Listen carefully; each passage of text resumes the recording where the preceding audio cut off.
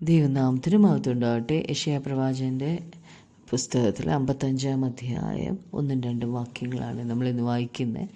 സുവിശേഷം നമുക്ക് ലഭിച്ചത് സൗജന്യമായിട്ടാണ്. നാം അതിനായിട്ട് ഒന്നും ചെയ്തിട്ടില്ല. എന്നാൽ ക്രിസ്തു അതിന് ഒരു വലിയ വില നൽകേണ്ടി വന്നു. നമ്മെ പിശാചിൻ്റെ കയ്യിൽ നിന്ന് വീണ്ടെടുക്കേണ്ടതിന് മശിഹ വലിയ വില നൽകി. മശിഹ നമുക്കായിട്ട് മുഴുവൻ വിലയും നൽകി. വചനം ജഡമായി തീർന്ന് നമ്മുടെ ഇടയിൽ പാർത്തതാണ് കർത്താവായ യേശു ക്രിസ്തു. 1-ാമത്തെ വാക്യത്തിൽ, അല്ലയോ ദാഹിക്കുന്ന ഏവരും ദ്രവ്യമില്ലാത്തവരുമായുള്ളവരെ, വെള്ളത്തിന് വരുവീൻ, വന്നു വാങ്ങി തിന്നുവീൻ. നിങ്ങൾ വന്ന് ദ്രവ്യവും വിലയും കൂടാതെ വീഞ്ഞും പാലും വാങ്ങിക്കൊള്ളുവീൻ. ദാഹമുള്ളവർ വെള്ളത്തിനായിട്ട് അതുപോലെ ആഗ്രഹിക്കും. വെള്ളം കുടിക്കുമ്പോൾ അവരുടെ ദാഹത്തിന് ശമനം ഉണ്ടാകും. അതുപോലെ തന്നെ നാം ദൈവത്തിൽ നിന്ന് അകന്നു പോയിരുന്നവരായിരുന്നെങ്കിൽ മടങ്ങി ക്രിസ്തുവുമായിട്ട് വലിയ ഒരു ബന്ധത്തിലേക്ക് വരുന്നു എങ്കിൽ നമ്മുടെ ദാഹം തീർന്ന് നമുക്ക് തൃപ്തി വരും. ഇവിടെ നമ്മെ വെള്ളത്തിൻ്റെ അടുക്കിലേക്ക് ചെല്ലാനായിട്ട് ക്ഷണിക്കുകയാണ്. വെള്ളം ജീവനെയും ആത്മാവിനെയും കാണിക്കുന്നു.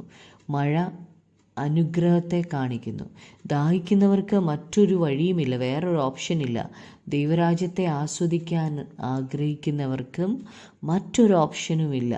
ഈ വെള്ളം കുടിച്ചേ പറ്റൂ. ക്രിസ്തു എന്ന ജീവനാകുന്ന വെള്ളം കുടിക്കുന്നവരുടെ ദാഹം തീർന്ന് അവർക്ക് തൃപ്തി വരും.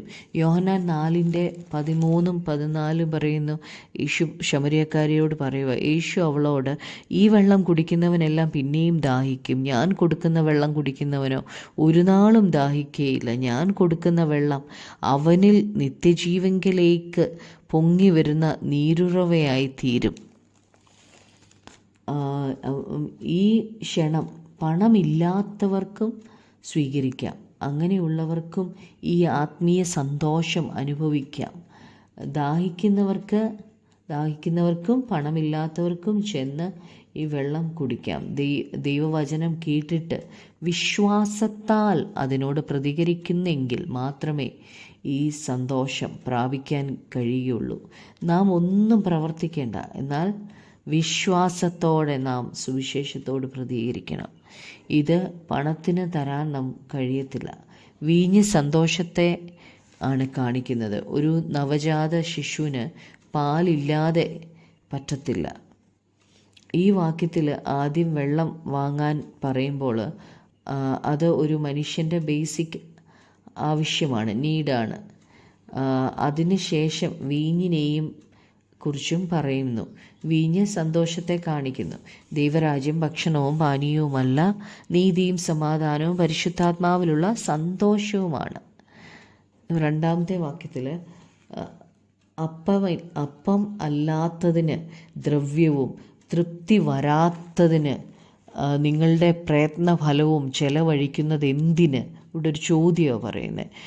എൻ്റെ വാക്ക് ശ്രദ്ധിച്ച് കേട്ട് നന്മ അനുഭവിപ്പീൻ. പുഷ്ടഭോജനം കഴിച്ച് മോദിച്ചു കൊള്ളുവീൻ.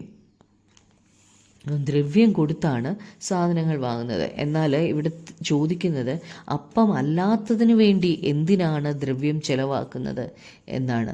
അപ്പവും പാലും ജീവന് വേണ്ടിയുള്ള ബേസിക് ആവശ്യമാണ്. എന്നാൽ ഇവിടെ പറയുന്നത് ജീവന് വേണ്ടി അല്ലാതെ ദ്രവ്യം ചെലവാക്കേണ്ട കാര്യമില്ല എന്നാണ്. ഇവിടെ നമുക്ക് തൃപ്തി വരാനായിട്ട് കാരണം വേറൊന്നിനും പറ്റത്തില്ല. വേറെ മറ്റൊന്നിനും നമുക്ക് തൃപ്തി തരാൻ, ദ്രവ്യം കൊടുത്ത് നമ്മൾ വാങ്ങിക്കുന്ന യാതൊന്നിനും നമുക്ക് തൃപ്തി തരാൻ കഴിയത്തില്ല. ഈ ലോകത്തിലേക്ക് പാപം വന്ന് നിറഞ്ഞു. അഴിമതികളാൽ ഈ ലോകം നിറഞ്ഞു. എന്നാൽ ഈ എന്നാൽ ഇവയൊന്നും മനുഷ്യർക്ക് തൃപ്തി നൽകത്തില്ല. സന്തോഷവും സമാധാനവും ഇവയ്ക്ക് നൽകാൻ കഴിയത്തില്ല. യെശയ്യാവിടെ തൻ്റെ വാക്ക് ശ്രദ്ധിച്ച് കേട്ടിട്ട് നന്മ അനുഭവിക്കാനാണ് പറയുന്നത്. നമുക്ക് തൃപ്തി തരുന്നതും സന്തോഷം തരുന്നതും വേണം നാം ഭക്ഷിക്കാൻ.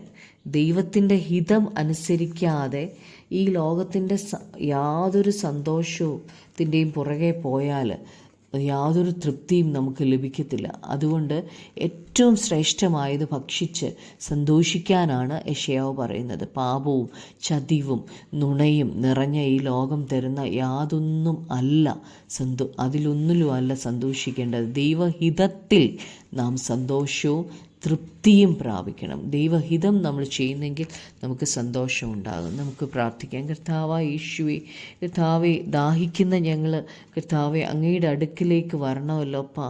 കർത്താവെ, വന്ന് വെള്ളവും പാലും വീഞ്ഞും ഒക്കെ ഭക്ഷിക്കാനാണല്ലോ അങ്ങ് പറഞ്ഞേക്കുന്നത്. കർത്താവെ, ആ ദാഹം ഞങ്ങളുടെ ഹൃദയത്തിൽ എപ്പോഴും തരണമേ.